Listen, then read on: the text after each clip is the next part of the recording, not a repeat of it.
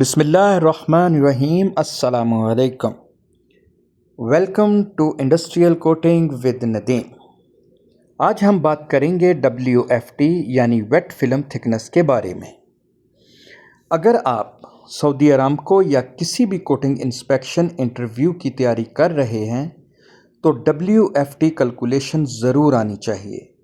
इस वीडियो में हम सीखेंगे WFT क्या होती है, WFT कैलकुलेशन कैसे करते हैं, इसका फार्मूला क्या है, प्रैक्टिकल एग्जाम्पल्स, WFT गेज का इस्तेमाल और कॉमन मिस्टेक।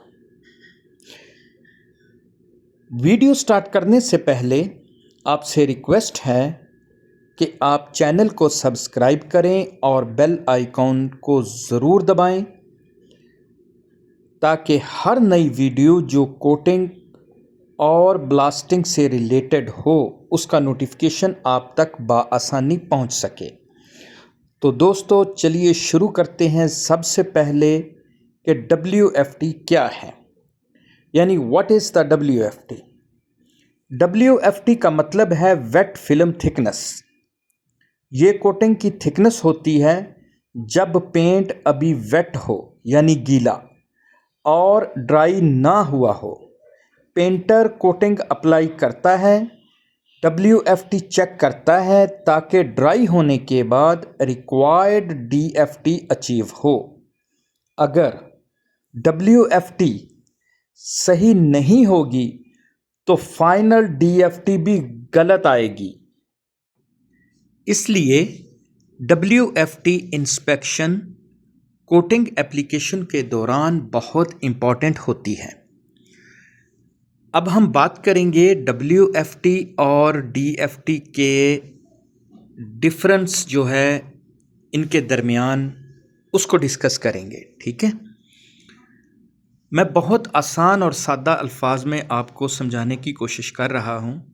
मैं उम्मीद करता हूँ कि जिस तरीके से मैं आपको समझा रहा हूँ आपको इंशाल्लाह समझ ज़रूर आ जाएगी। ठीक है, अगर आपको फिर भी कोई थोड़ा सा प्रॉब्लम समझ में ना आए तो आप मुझसे कमेंट्स में रब्ता कर सकते हैं। ठीक है, या वीडियो को एक दो दफ़ा सुन लीजिए, आपका कॉन्सेप्ट क्लियर हो जाएगा। अच्छा जी, हमारा टॉपिक है difference between WFT and DFT। WFT wet film thickness यानी पेंट अभी गीला होता है यानी वेट होता है। ठीक, आगे आ जाएं जी DFT is equal to dry film thickness. Paint completely dry हो चुका है। पेंट ड्राई होने के बाद सॉल्वेंट एवेपोरेट होता है। इसी वजह से DFT हमेशा WFT से कम होती है। ठीक हो गया, कैसे मतलब, यानी कि WFT इज यानी गीला पेंट वेट, DFT पेंट सूखने के बाद जो थिकनेस आती है, जो फिल्म बनती है, उसको हम DFT कहते हैं। और वो DFT कैसे आती है, उसमें से सॉल्वेंट एवेपोरेट हो जाता है, बाद में जो सूख जाता है, जो बच जाता है, वो DFT होती है। अच्छा जी, आगे बात करेंगे हम फार्मूला, WFT फार्मूला। सबसे इंपॉर्टेंट फार्मूला है इसका, जैसा कि आप पिक्चर में देख रहे हैं कि WFT is equal to DFT divided by volume solids multiply 100, यानी DFT तकसीम वॉल्यूम सॉलिड ज़रब 100। ये आपको फार्मूला याद रखना है। ठीक है, वॉल्यूम सॉलिड को परसेंटेज में इस्तेमाल करते हैं। ये आपको क्या बोलते हैं, इसको फिंगर टिप्स में याद होने चाहिए WFT का फार्मूला। मैं फिर दोहराता हूं, WFT बराबर है DFT तकसीम वॉल्यूम सॉलिड्स ज़रब 100। ठीक है, अब मैं आपको वॉल्यूम सॉलिड जो है उसकी डेफिनेशन बताता हूं। वॉल्यूम सॉलिड पेंट का वो परसेंटेज होता है जो तमाम सॉल्वेंट्स एवेपोरेट होने के बाद सरफेस पर ड्राई कोटिंग फिल्म की सूरत में रह जाता है। ठीक है, इसकी एक सिंपल डेफिनेशन भी आपको बता देता हूं कि वॉल्यूम सॉलिड का मतलब है कि वेट पेंट का वो परसेंटेज जो ड्राई और क्यूरिंग के बाद फाइनल ड्राई फिल्म बन जाता है। सही है, यानी आपने वेट फिल्म इस्तेमाल की, फिर आपने उसको क्यूर होने के लिए छोड़ दिया। जब उसका जो एवेपोरेट होता है सॉल्वेंट, वो जब हवा में एवेपोरेट होता है तो वो वॉल्यूम सॉलिड होता है। जैसे जैसे वो एवेपोरेट हो रहा होगा वैसे वैसे ही आपकी जो DFT जो ड्राई फिल्म थिकनेस है वो आपकी बनना शुरू हो जाएगी।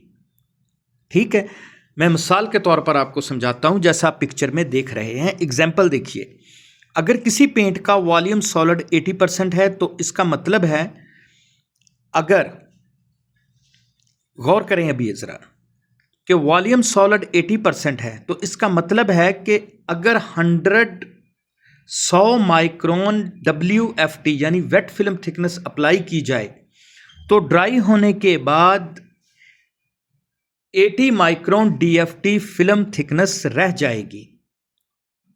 ठीक है, बाकी 20 माइक्रोन सॉल्वेंट एवेपोरेट होने की वजह से खत्म हो जाएगी। सही है, क्योंकि वो 20 माइक्रोन्स जो है वो तो हवा में उड़ जाएंगे ना, क्योंकि वो तो वॉल्यूम सॉलिड है।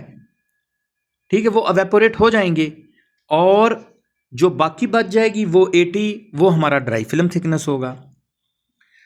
अच्छा जी,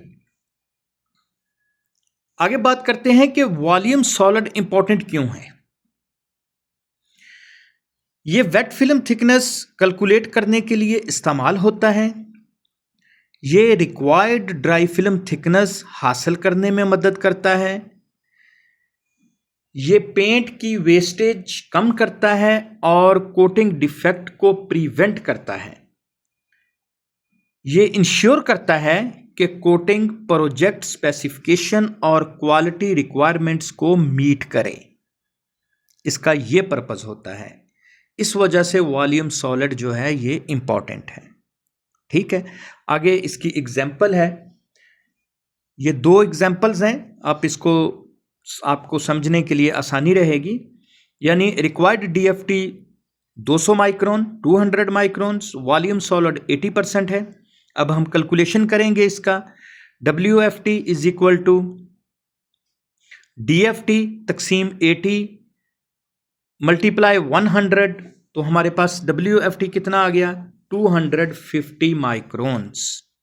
ठीक है, क्योंकि हमने WFT जो है ना वही कैलकुलेशन करना है ना, मतलब वेट कोटिंग अप्लाई करते वक्त अप्रॉक्सीमेटली 250 माइक्रोन्स होनी चाहिए WFT। ठीक है, आगे इसका प्रैक्टिकल एग्जाम्पल है जो कि समझाने के लिए कि required DFT 300 microns, volume solid 75%। इसका कैलकुलेशन करेंगे तो ये हमारे पास 400 माइक्रोन्स आ जाएगा।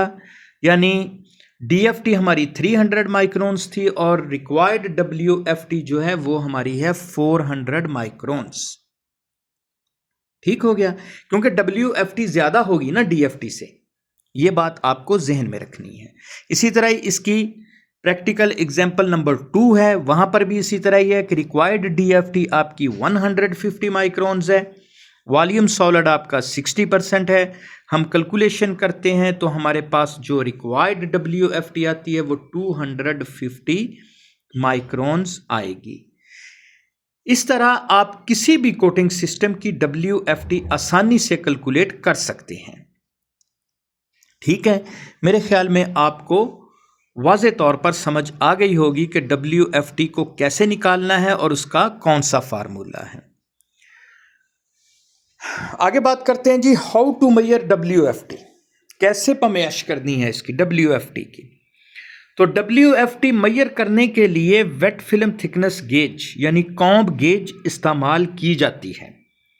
प्रोसीजर क्या है जी इसका, कोटिंग अप्लाई करें, जल्दी WFT गेज को कोटिंग पर सीधा प्रेस करें।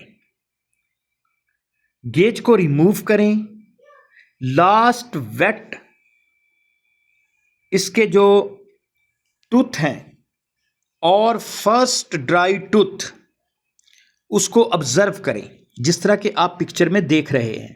यानी कि लास्ट इसके गीले टूथ और उसका जो फर्स्ट ड्राई टूथ है उसको आप ऑब्जर्व करें। दोनों के बीच की वैल्यू ही एक्चुअली WFT होती है। मेजरमेंट हमेशा वेट कोटिंग पर ही ली जाती है। ड्राई होने के बाद कभी भी WFT मेजर नहीं की जा सकती। सही हो गया। यानी कि जब आपने WFT को प्रेस किया, सीधा किया उसके ऊपर, कोटिंग के ऊपर, तो आपको लास्ट वेट टूथ जो है, इसके दांत नज़र आ रहे हैं जिस तरह पिक्चर में, वो देखने हैं, और इसका फर्स्ट ड्राई टूथ वो आपको देखना है। उसके बाद दोनों के बीच की वैल्यू ही एक्चुअल WFT होती है। ठीक हो गया। अच्छा जी, आगे बात करेंगे कि why WFT is important. WFT check करने के बेनिफिट्स। रिक्वायर्ड DFT अचीव होती है, पेंट वेस्टेज कम होती है, रीवर्क अवॉइड होता है, कोटिंग क्वालिटी इंप्रूव होती है, इंस्पेक्शन रिक्वायरमेंट्स फुलफिल होती हैं, सऊदी अरामको और इंटरनेशनल स्टैंडर्ड्स को मीट करना इजी होता है। इस वजह से WFT इम्पॉर्टेंट होती है। ठीक है।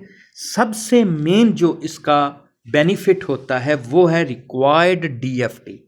फाइनल इंस्पेक्शन के दौरान जब कोटिंग की DFT चेक करते हैं तो उस टाइम पे गलत DFT होती है, यानी वो अचीव नहीं होती है एज पर स्टैंडर्ड के मुताबिक, तो फिर परेशानी होती है, फिर टेंशन होती है, फिर उस टाइम आदमी सोचता है कि काश हम WFT का इस्तेमाल करते।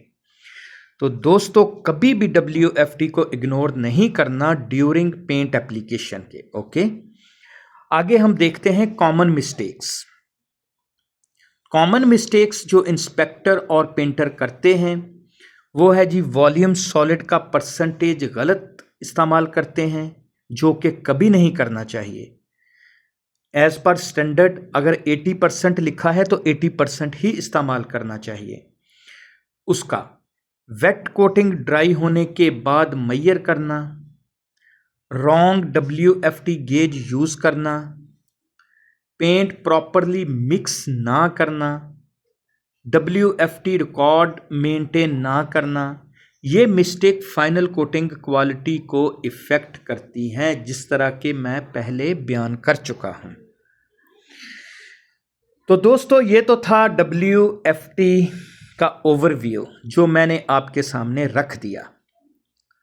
तो चलिए हम इसकी एक समरी देखते हैं थोड़ी सी कि आज हमने क्या सीखा।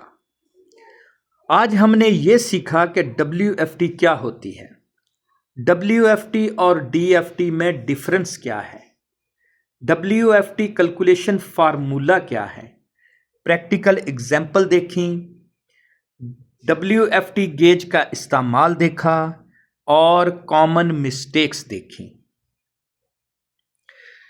तो ये जो WFT के बारे में ये वीडियो जो मैंने बनाई है, उम्मीद करता हूँ कि आपको पसंद आई होगी।